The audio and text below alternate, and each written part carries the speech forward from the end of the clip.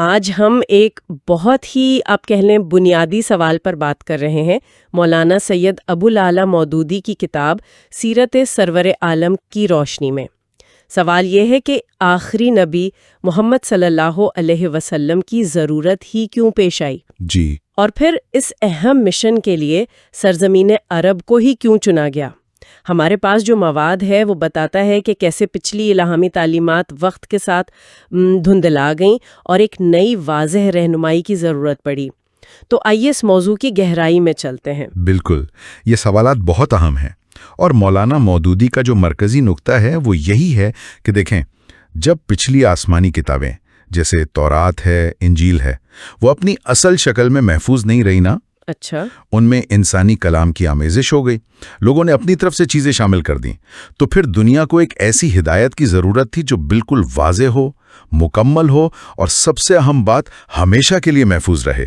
ہمیشہ کے لیے محفوظ۔ جی، تو آج کی اس گفتگو میں ہم کوشش کریں گے سمجھنے کی کہ مولانا مودودی کے مطابق وہ کیا تاریخی اور آپ کہہ لیں روحانی اسباب تھے جنہوں نے آخری نبی کی آمد اور ان کے لیے عرب کے انتخاب کو ناگزیر بنا دیا۔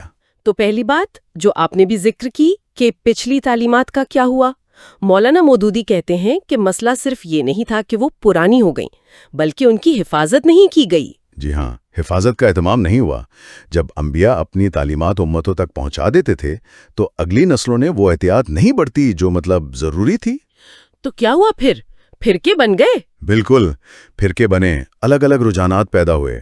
اصل جو کلام تھا اللہ کا کلام، اس کو اس کی اصل حالت میں، اصل زبان میں، لفظ بلفظ محفوظ نہیں رکھا گیا۔ اوہ!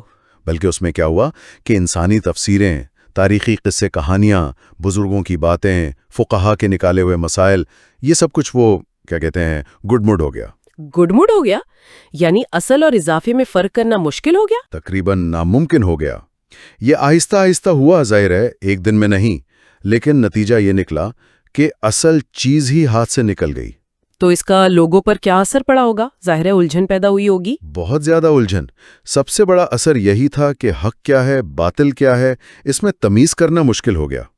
جب آپ کے پاس کوئی آپ کہیں اتھارٹی، کوئی سٹینڈرڈ ہی نہ ہو جس پر سب متفق ہوں، تو پھر رہنمائی کہاں سے ملے گی؟ صحیح۔ مولانا مودودی یہی بتاتے ہیں کہ الگ الگ فرقے بن گئے، ہر کوئی اپنی بات کو صحیح سمجھنے لگا۔ پھر فلسفے کی بحثیں شروع ہو گئیں، منطق کی باتیں، قانون کے اختلافات، ان سب چیزوں نے اصل پیغام کی جو سادگی تھی نا، اس کو چھپا دیا۔ یعنی سیدھا راستہ تلاش کرنا مشکل ہو گیا۔ بہت مشکل، کیونکہ ہر گروہ کہتا تھا میرا راستہ ٹھیک ہے، اور کسی کے پاس وہ اصل غیر متنازع کلام نہیں تھا جو فیصلہ کر سکے۔ تو یہ پس منظر تھا کہ ایک نئی، صاف اور محفوظ ہدایت کی ضرورت تھی۔ اب آتے ہیں عرب کی طرف۔ اس ساری صورتحال میں عرب کا کیا مقام تھا؟ وہاں کیا ہو رہا تھا؟ وہاں دین حق کی روشنی پہلے بھی پہنچی تھی، حضرت ابراہیم علیہ السلام اور حضرت اسماعیل علیہ السلام کے ذریعے۔ ہاں، یہ تو نبی اکرم صلی اللہ علیہ وسلم سے بہت پہلے کی بات ہے، تقریباً 2500 سال پہلے کی۔ بالکل، تو ایسا نہیں تھا کہ وہ توحید سے بالکل ناواقف تھے۔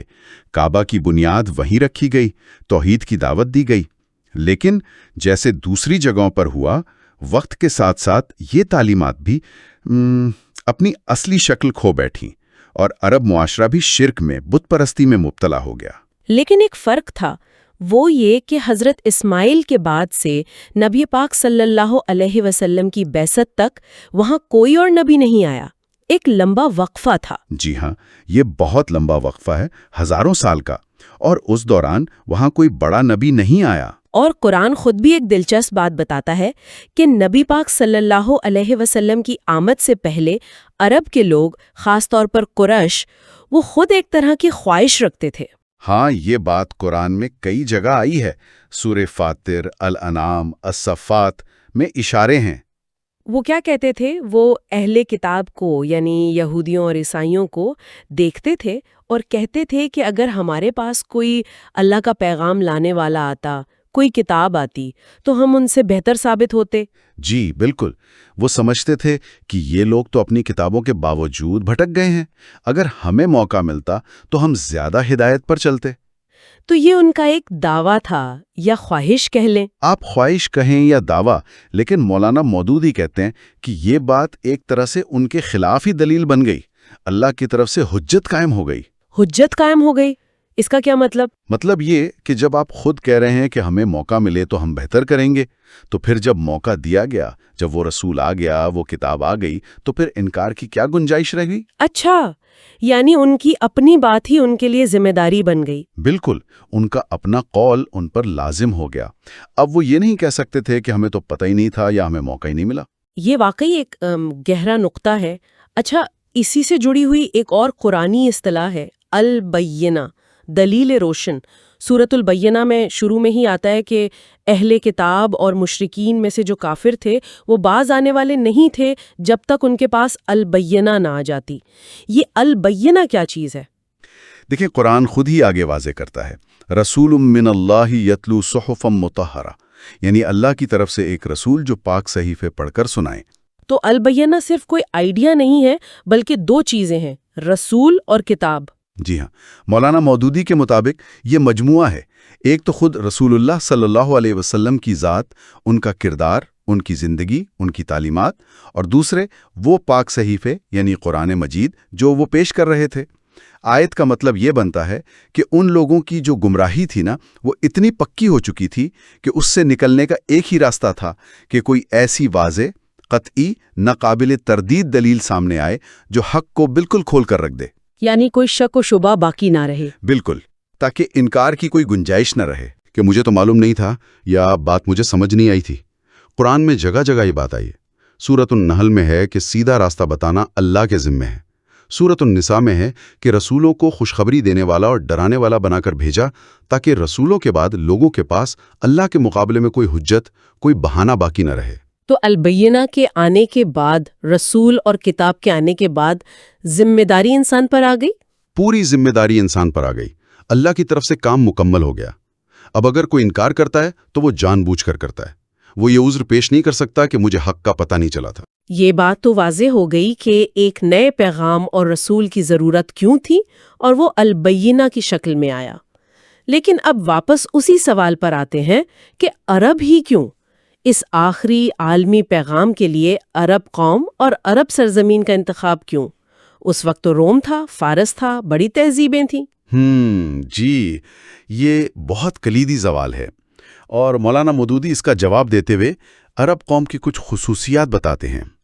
وہ مانتے ہیں کہ اس وقت عرب معاشرے میں جہالت تھی، بت پرستی تھی، آپس کی لڑائیاں تھیں، بہت سی خرابیاں تھیں۔ ہاں، یہ تو سب جانتے ہیں۔ لیکن وہ کہتے ہیں اس کے ساتھ ساتھ ان میں کچھ ایسی بنیادی خوبیاں بھی تھیں جو اس وقت کی جو شہری تہذیبیں تھیں نا، ان کی بناوٹ اور وہ کیا کہتے ہیں مصنوعی پن سے محفوظ تھیں۔ اچھا، مثلاً وہ فطرتاً بہت بہادر تھے، صاف گو تھے، جو دل میں ہوتا کہہ دیتے، وعدے کے پکے تھے، غیرت مند بہت تھے، اپنی عزت، اپنے قبیلے کی عزت کے لیے جان دے دینا آسان سمجھتے تھے۔ اور ایک بات آپ نے پہلے کہی کہ وہ سیاسی طور پر آزاد تھے، کسی بڑی طاقت کے غلام نہیں تھے۔ جی ہاں، یہ بہت اہم نکتہ ہے۔ جزیرہ نما عرب کا بڑا حصہ آزاد تھا۔ اس کا فائدہ یہ تھا کہ ان کے ذہنوں پر کسی باہر کی تہذیب کا یا کسی حکمران طبقے کا گہرا رنگ نہیں چڑھا تھا۔ وہ ذہنی طور پر زیادہ آزاد تھے۔ ان کی زندگی بھی سادہ تھی، محنت والی۔ بالکل سادہ، سخت جان۔ تو مولانا مودودی کہتے ہیں کہ یہ ساری خصوصیات، بہادری، صاف گوئی، وعدے کی پابندی، غیرت، آزادی، سادگی، محنت کشی، ان میں اگرچہ منفی پہلو بھی تھے، جیسے یہی غیرت قبائلی جھگڑوں کا باعث بنتی تھی۔ ہاں، عصبیت۔ جی، عصبیت۔ لیکن یہ ایک طرح کا خام مال تھا، را مٹیریل۔ ان میں یہ زبردست صلاحیت تھی کہ اگر کوئی غیر معمولی لیڈر، کوئی مسلح، انہیں صحیح رخ دے، ان کی تربیت کرے، انہیں کوئی اونچا مقصد دے، تو یہی قوم دنیا میں انقلاب لا سکتی ہے۔ تو ان کی وہ جو غیر مہذب حالت تھی، وہی ایک طرح سے ان کے لیے فائدہ مند ثابت ہوئی۔ مولانا مودودی کا استدلال کچھ ایسا ہی ہے۔ وہ کہتے ہیں کہ جو قومیں بہت زیادہ آپ کہہ لیں سوفسٹیکیٹڈ ہو جاتی ہیں، پیچیدہ تمدن کی عادی ہو جاتی ہیں، ان میں ایک طرح کی سختی آ جاتی ہے، وہ آسانی سے بدلتی نہیں ہیں۔ ان کے لیے پرانے طریقوں کو چھوڑ کر ایک بالکل نیا نظام اپنانا زیادہ مشکل ہوتا ہے۔ اچھا۔ جبکہ عرب اپنی سادگی اور اپنے جذبات کی شدت کی وجہ سے جب ایک بار حق کو پہچان لیتے تو پھر پوری طاقت سے، پورے خلوص سے اس پر جم جاتے اور اسے پھیلاتے۔ ان میں وہ پوٹینشل تھا۔ تو یہ تو ہوئی قوم کی بات، اس کے ساتھ زبان کا بھی تو کردار ہوگا، عربی زبان۔ اوہو، زبان کا کردار تو بہت ہی اہم تھا۔ مولانا مودودی عربی زبان کی جو غیر معمولی خوبیاں ہیں انہیں بھی اس انتخاب کی ایک بڑی وجہ بتاتے ہیں۔ کیا خوبیاں؟ فصاحت و بلاغت۔ جی، فصاحت و بلاغت تو ہے ہی ہے، یعنی بات کو بہت اچھے، مؤثر اور مکمل انداز میں بیان کرنے کی صلاحیت۔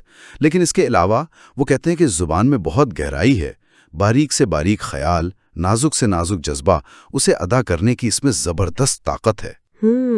اس کے الفاظ میں، اس کے انداز میں ایک خاص زور ہے، ایک تاثیر ہے جو سیدھی دل پر اثر کرتی ہے۔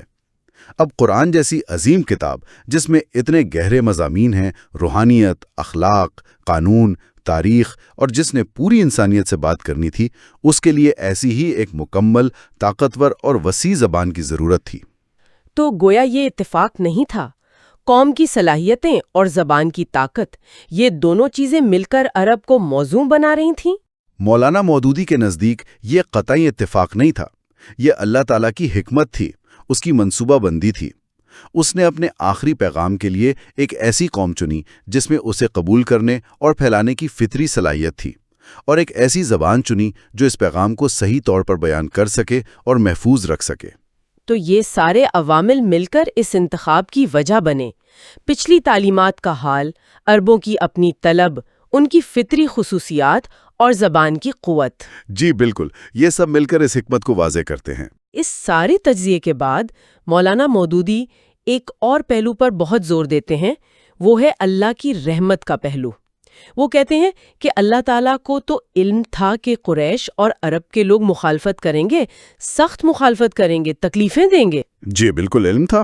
یہ جانتے ہوئے بھی اپنا رسول بھیجنا، اپنی کتاب نازل کرنا، یہ اللہ کی کتنی بڑی رحمت ہے۔ یہ بہت اہم نکتہ ہے، مطلب یہ کہ اللہ نے انسانوں کی ممکنہ نافرمانی کی وجہ سے انہیں ہدایت سے محروم نہیں کر دیا، اس نے اپنی طرف سے حق ادا کر دیا، یہ جانتے ہوئے بھی کہ بہت سے لوگ نہیں مانیں گے، پھر بھی کوشش ترک نہیں کی۔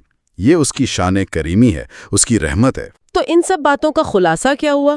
ایک آخری پیغام کی ضرورت تھی، اس کے لیے صحیح جگہ اور قوم کا انتخاب ہوا، پھر البینہ کے ذریعے حق واضح کر دیا گیا۔ اس کے بعد جیسا ہم نے پہلے کہا، ذمہ داری انسان پر آ گئی۔ اللہ نے اپنا کام مکمل کر دیا، راستہ روشن کر دیا، نمونہ دے دیا، کتاب دے دی۔ اب انسان کا فیصلہ ہے کہ وہ اس نعمت کی قدر کرتا ہے یا اسے ٹھکرا دیتا ہے۔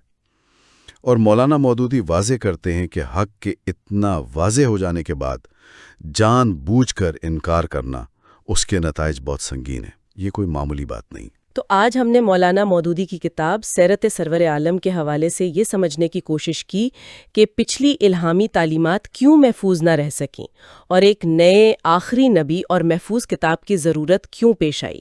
جی، ہم نے دیکھا کہ کیسے عرب قوم اپنی خاص خصوصیات کی وجہ سے اور عربی زبان اپنی طاقت کی وجہ سے اس آخری پیغام کے لیے موزوں ترین انتخاب تھے۔ بالکل۔ اور یہ بھی سمجھا کہ اللہ نے البینہ یعنی دلیل روشن بھیج کر اپنی حجت کیسے تمام کی تاکہ ہدایت کا راستہ سب پر بالکل واضح ہو جائے۔